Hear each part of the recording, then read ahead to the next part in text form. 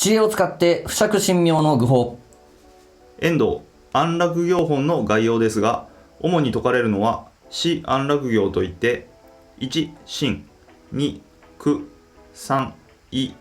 4誓願の4つにわたる修行法です。これを大聖人は聖樹と位置づけられていますね。須田 A 造法時代の天台の修行は安楽行本と普賢菩薩陥没本に基づくものであり、聖樹であるとされています。これに対して末法の大聖人の修行は漢字本、教本に基づく釈仏であるとされています。遠藤末法に四安楽行を実践するのが時を失う目形であるとも仰せです。末法は釈仏の時代ですから。斉藤、その上で国や民衆の状況に応じて聖樹と釈仏のどちらを中心とするかを決めるべきであるとも教えられています。無知悪人の国土に10万の時は聖樹を先とす安楽行本のごとし、邪知方々の者の大き時は釈仏を先とす上不教本のごとし、末法に聖樹釈仏あるべし、いわゆる悪国破法の両国あるべきゆえなりと仰せです。この聖樹釈仏をどう捉えるかということですが、池田、まず大前提として末法において南無法蓮華経を説くことは全て釈仏です。我が身を惜しまず妙法を語っていく釈仏精神が根本であれば、相手の誤りを拝借することも、また相手の考えを包容しながら真実を説くことも両方あってよいのです。須田、釈仏と聖樹という言葉は仏教だけの用語ではなく、古代インドの社会で広く使われていたそうです。釈仏という言葉はパーリ語のニッガハ、咎める、サンスクリットのアビバーハ、力において勝っていること、相手を打ち負かすことの漢訳です。また聖樹はパーリ語のパッカハの漢訳で手を差し伸べる、恵みを与えるという意味です。遠藤、どちらも人間の振る舞いや態度を指すものですね。池田、両方を使い切っていく知恵が大事です。発資本のところでも語り合ったように、釈仏とは真実を言い切っていくことです。誠実に真面目に相手の幸せを願って仏法を語っていけば、すべて釈仏になるのです。斉藤、言葉を荒げて強引に語ることが釈仏なのではありませんね。池田、相手が邪見に毒されて悪行している場合は破釈が表になるのは当然です。破釈を忘れたら大聖人の弟子ではない。悪への破釈がなくなったら創価学会の魂はありません。しかし何も知らない人が相手であれば当然解き方は変わってくる。遠藤、仏法を全く知らない人にいきなり念仏無権と叫んでも通じませんね。例えば海外ではその国の文化や生活に即して分かりやすく語っていくのが当然です。まあここがポイントですな。そりゃそうだ。邪見に毒されて、ヒステリーになってて相手が、創価学会なんだよみたいな話になってる人に関してはこれはこっちの叱るというか、気合い入れて破釈をしないといけないっていうことも、これもまた当然ですよねって話で、破釈を忘れたら大聖人の弟子じゃありませんよって、いうこと、ただ怒るってことじゃないですけどね。そうね。子供が悪いことしてたら怒るでしょって、でその後に諭すじゃないっていう、そういう意味合いですよね。でガーって来られてビビって何も言えない、ただまあ仲良くしようよとか言っとっても近づくんじゃねえみたいな感じになっちゃうから、そりゃそうだ。だから破釈の部分があった上で、仲良くしようよっていう諭しがないといけないっていう話で、怒ったりする、声荒げてる人に対して自分も声荒げるみたいなことは別に悪じゃないっていう、それも必要な時もあるっていう、相手の状況による。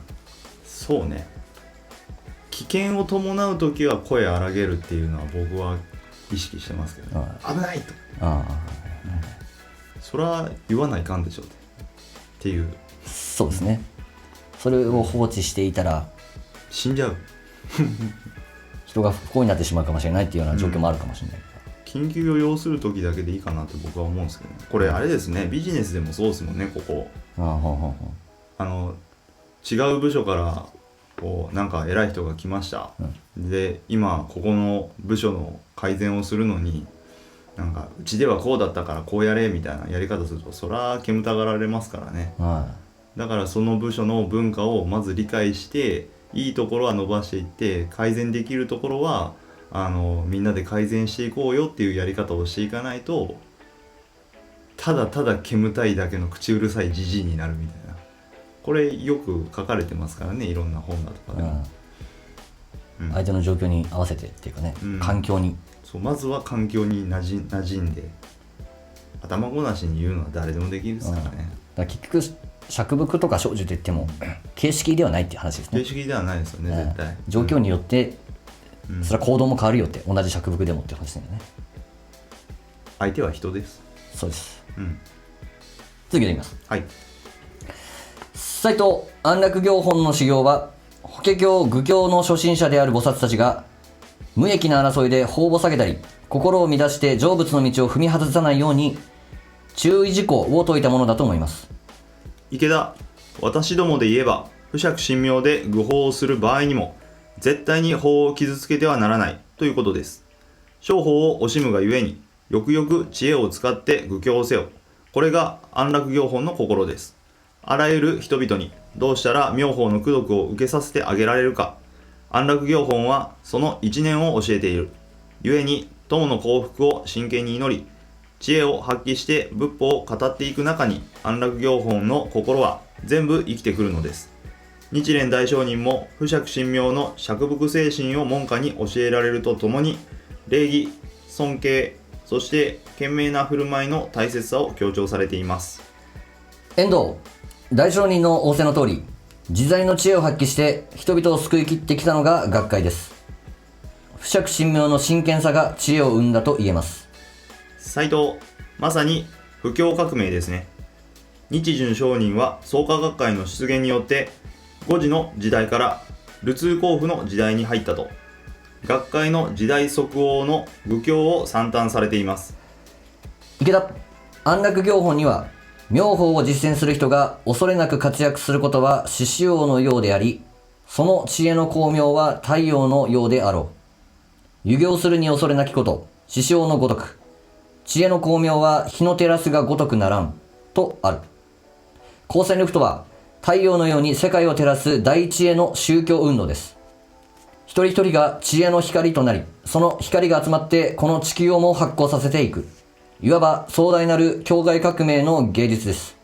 具体的には平和、文化、教育の拡大です。斎藤、先日ブラジル・リオデジャネイロ州のドゥッケ・デ・カシアス市議会から池田先生を平和の英雄と称える顕彰の証書が贈られました。その推挙の字にこうありました。 SGI 会長は平和を成し遂げることが可能であるということを教えてくれた希望の光です。創価学会を前進せよ、大きくなれ。この庶民の町カシアスの大地を光と希望で埋め尽くしていただきたい。 SGI の発展を世界の人々が心から期待している。公選ルフしてほしいと言っている。そういう時代に入ったのだなと感動しました。この検証とともにブラジル SGI は同市の公益機関に認定された。ねえ、いうことで、市議会の方がね、創価学会を大きくなれって言ってくれるなんていうのはすごい話ですね、これね。めっちゃ応援してますやん。最初ブラジルなんていうのは創価学会を警戒して池田先生を入国させなかったんですから。そんなエピソードがあるんですか。そっからここまでむしろ広がれと、市議会の人が学会員じゃない人ですからね。ね。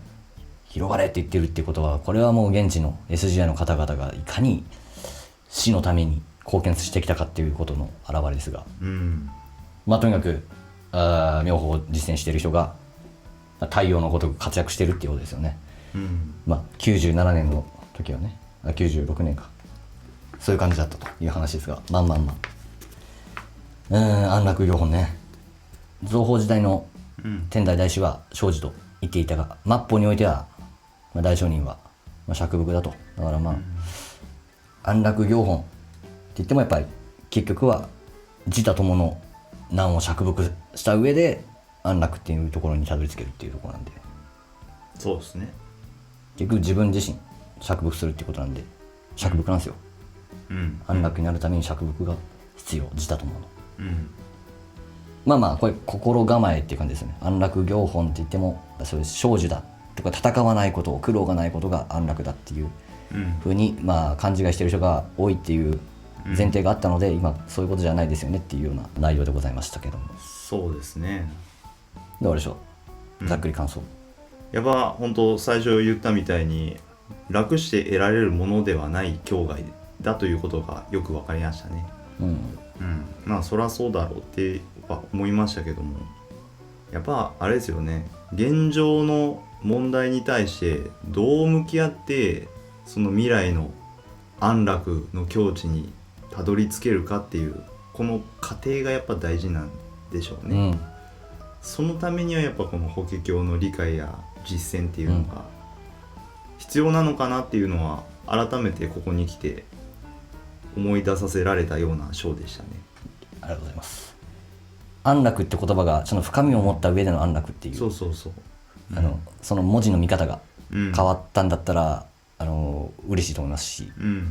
それこそ俺驚愕できたんだなっておう思いますんで、うんそういう理解で、まあ、この先安楽行本続いていきますけど望んでいっていただけたらなと思います。そうですね。うんまあ仕事でも僕安全ってすごく大事にしてるんですけども、安全って何ぞやうんっていうところを意外とみんな考えてないなっていうところがあって、僕は仕事の中でもその人に対してでもそうなんですけど、安全の文字を分けて考えてみっていう、うん安心してことが全うできる状態を僕は安全っていうふうに思ってたんで、危険を排除するのもそうだし、危険を予知して避けるっていう能力も大事だし、そういうのを加味してマネージメントしてる、サポートしてる、仕事してるっていうところがあるんで、なんか僕にとってはここはすごくその観点からも刺さった部分ですね。うん何もしなかったらそれは安全かもしれないけど、何かしようとするんだったらうん何かしらのリスクがあるんで、そこと戦わないと、そう戦わないと安全って作れないと思うんで、うん